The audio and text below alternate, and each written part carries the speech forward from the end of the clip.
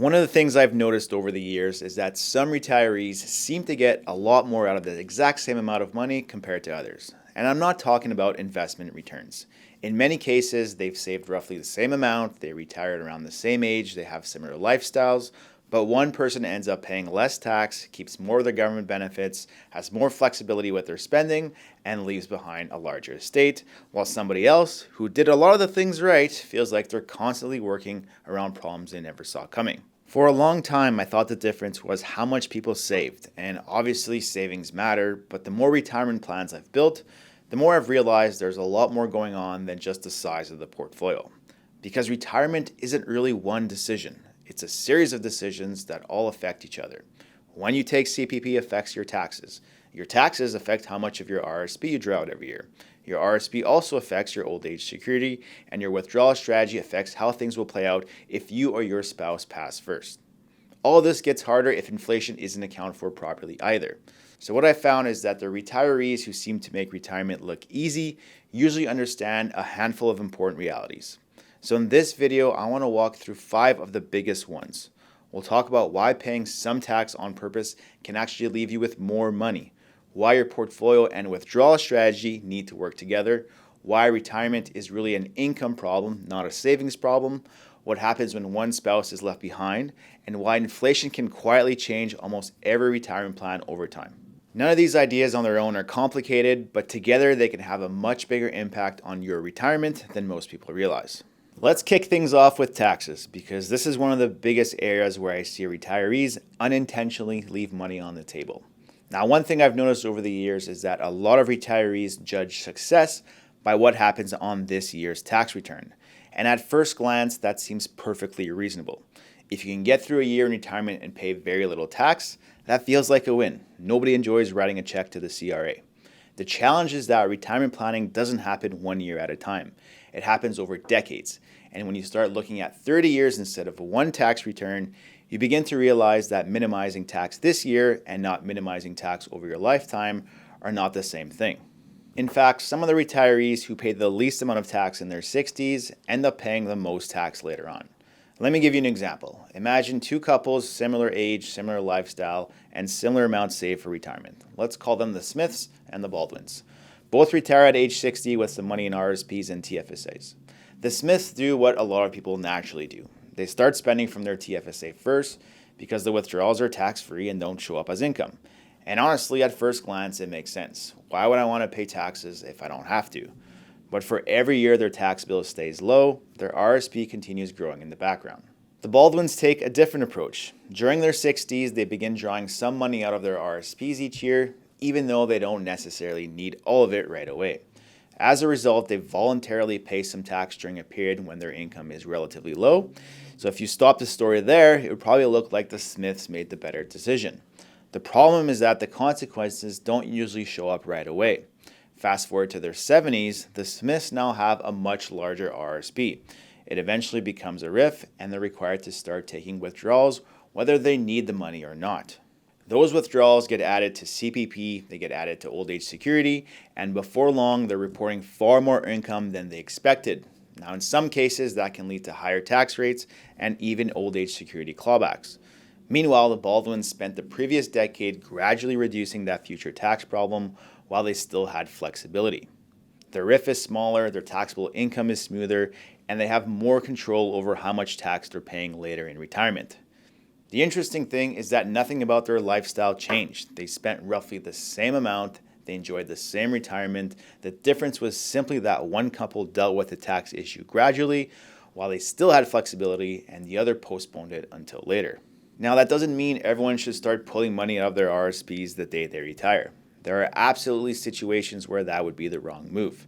So if somebody has a large pension, significant taxable income, or expects to remain in a high tax bracket, the math may point in a completely different direction. The lesson isn't that paying more tax is good. The lesson is that lifetime tax matters more than annual tax. Now, one of the biggest opportunities in retirement is looking beyond this year's return and asking a different question. What leaves me with the most after-tax income over the next 30 years? Those aren't always the same thing. And before we move on, if you're realizing that retirement involves a lot more moving pieces than just investment returns, That's exactly why we built the Atlas system. It's the process we use to bring all of these decisions together in one place: CPP, old age security, withdrawal strategies, taxes, and retirement income. If you'd like to learn more about it, there's a link in the description. Now let's talk about investments. And once you've decided when you want to take money from your accounts, the next question becomes how that money should be invested in the first place. Now, one thing I've noticed is that most retirees don't think about their portfolio and their withdrawal plan as part of the same conversation. The financial plan gets built over here, and the investment portfolio gets built over there. Now, the two rarely speak to each other, but in reality, they are connected. Imagine you're retiring this year. Some of your money might be needed next month, some might be needed 5 years from now, and some might not be touched for 20 years. Yet a lot of retirees invest all of it the same way. I've always found that to be a little bit strange because the money that you're going to need in the next few years has a very different job than the money you'll be spending in your 80s. Let's look at a simple example. Susan retires with $2 million. She's planning to spend about $80,000 per year from her portfolio. Her advisor puts the entire portfolio in a balanced mandate and calls it a day. And honestly, that's not unusual, but Susan doesn't need all $2 million tomorrow. A portion of that money will likely be spent over the next 5 years. Another portion may not be touched for 15 or 20 years. Those are completely different time horizons. The money she'll need in the next few years probably shouldn't be taking the same risks as the money she won't touch for another 20. So when we build retirement income plans, we're constantly asking, when is this dollar likely to be spent? Because once you know that answer, it often changes how you think about investing it. The reason this matters is that retirement creates a challenge that doesn't exist during your working years. When you're still earning a paycheck, a market decline is mostly a temporary inconvenience. You're not selling investments to pay your hydro bill. In retirement, that's different. Now withdrawals are happening, which means the timing of returns start to matter. That's why I think some retirees take too much risk with money they'll need soon, while others become so conservative that they eventually abandon the money they'll need 20 years from now. Both approaches can create problems. The goal is matching the job of the money to when that money will actually be needed. And when you start looking at your portfolio that way, you realize something else. The portfolio itself isn't actually the goal. It's simply the tool. The real goal is the income that portfolio can provide, which brings me to the next reality. Retirement isn't really about managing a portfolio. It's about creating a dependable stream of income from that portfolio. And that's where a lot of people start measuring success the wrong way. Most people spend their working lives trying to build the biggest portfolio they can. And I understand why. For decades, that's how progress gets measured. For most of our working lives, we've been trained to think that way. Save more, grow the portfolio, watch the number get bigger. The assumption is that once the number gets large enough, everything else takes care of itself. But over the years, I've become less and less interested in the size of the portfolio and more interested in what that portfolio is actually capable of producing. Because retirement isn't really about having a pile of money. It's about turning that pile of money into income. One of the conversations I have fairly often goes something like this. Somebody comes in and says, "Mark, I've got about $1.5 million saved. Am I okay?" And honestly, I understand why they're asking that question. But my answer is usually that we're asking the wrong question here. Because retirement doesn't happen on a statement. It happens in real life. It happens when the property tax bill shows up. It happens at the grocery store. It happens when you want to take the grandkids on vacation. The question isn't how much you've accumulated. The question is how much dependable after-tax income that money can generate. And once you start looking at retirement through that lens, some interesting things start happening. People stop obsessing over whether they've hit some magic number. They stop comparing their account balances to their neighbors, and they start focusing on whether their income will do what they need it to do. Can it support their lifestyle? Will it keep up with inflation? Can it survive if one spouse passes away? Does it continue showing up even if markets are having a bad year? Those are the questions that matter. I can't tell you how many times I've sat across from somebody who was worried they hadn't saved enough. They've spent years looking at their portfolio and thinking they were behind. Then we'd actually map out their retirement income. CPP, old age security, pensions, investment income, withdrawals, and all of a sudden the picture looked completely different. They weren't short on money. They were measuring success using the wrong yardstick. On the flip side, I've met people with very large portfolios who were still worried because they had never translated that portfolio into a clear income plan. The number looked impressive, but they didn't know what it actually meant. The challenge changes once retirement begins. For most of your life, the goal was to build the assets, save more, invest more, grow the portfolio. But eventually, there comes a point where the size of the portfolio becomes less important than what the portfolio can actually do for you. Can it produce the income you need? Can it support the lifestyle you want? Can it continue doing that for the rest of your retirement? That's the challenge. And honestly, that's exactly what the Atlas system was built to answer. Not how big your portfolio is, but how that portfolio gets turned into reliable, tax-efficient income over the course of retirement. If you'd like to see how that process works, there's a link down in the description. Now let's talk about one of the tax challenges that often doesn't show up until much later. And that's where things can get a little bit misleading, because a retirement income plan can look great today while quietly creating a tax problem years down the road. One of the biggest examples of that shows up after the first spouse passes away. One of the most common assumptions I see among retirees is that once they've paid tax throughout their working years, they're pretty much done worrying about it. And in many ways, retirement planning reinforces that idea. People focus on their investment returns, they focus on their spending, and they focus on whether they'll run out of money. What often gets overlooked, though, is what happens to the tax picture after the first spouse passes away. Because that's where a lot of people discover they weren't looking far enough ahead.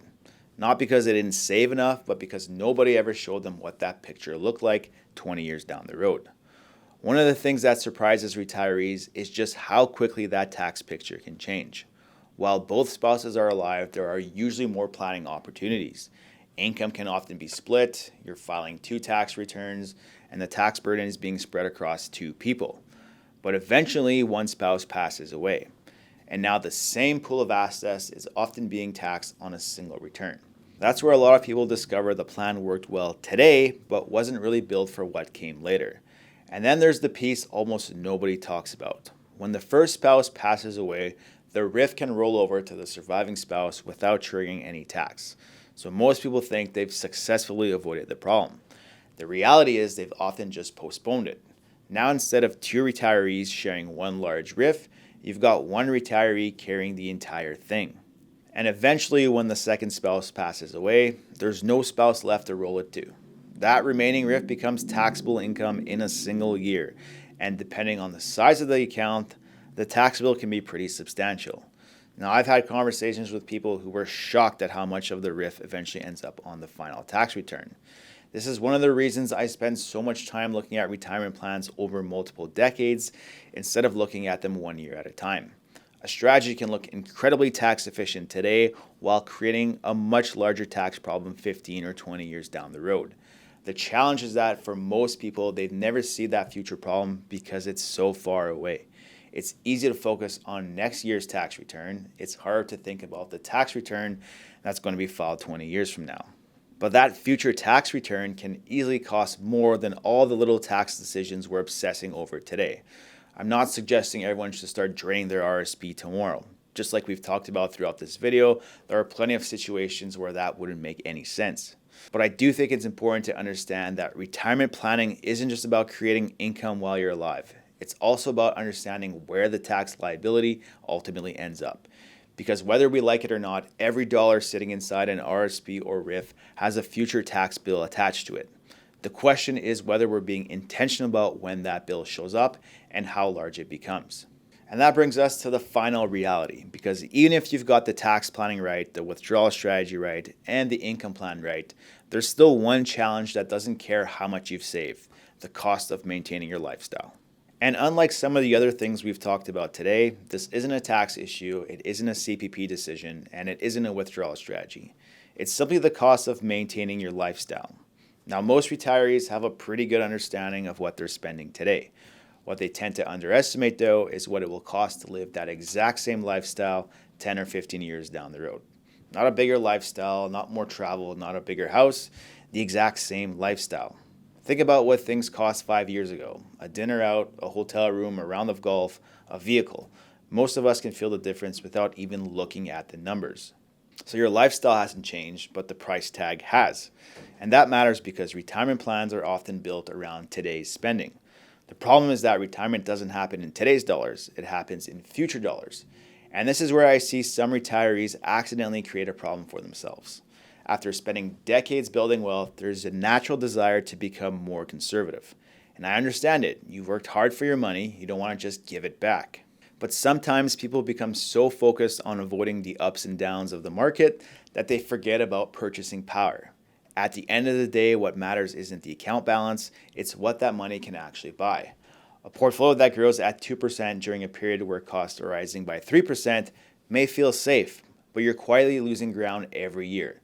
Not enough to notice immediately, but just enough to wake up 10 years later wondering why everything feels tighter than it used to. I've found that the most successful retirees don't build plans around today's spending. They build plans around maintaining their lifestyle. Those are two very different things, because maintaining your lifestyle means accounting for the fact that the world is going to get more expensive.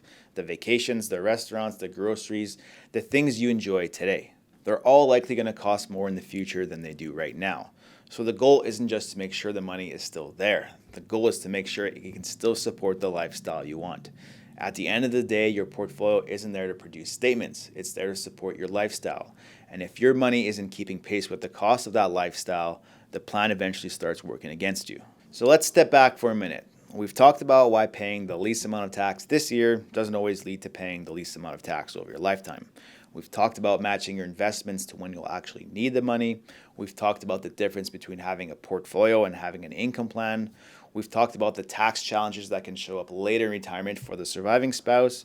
And we've also talked about why maintaining your purchasing power matters just as much as protecting your capital.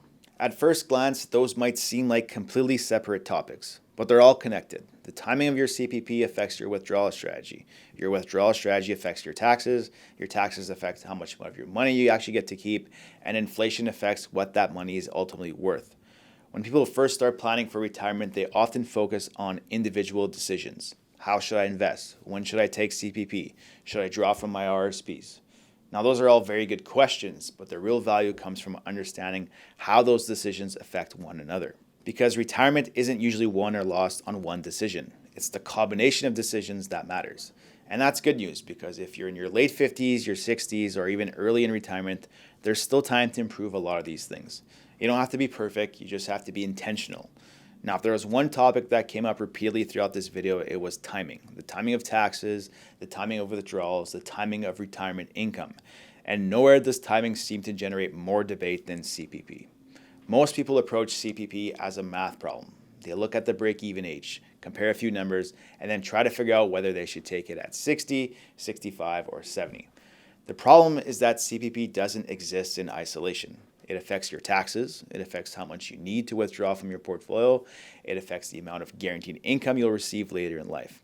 And once you start looking at it that way, the question becomes a little bit different. The question isn't just when should I take CPP, the question is what role should CPP play in my overall retirement plan? That's exactly what I cover in this video right here. I'll see you there.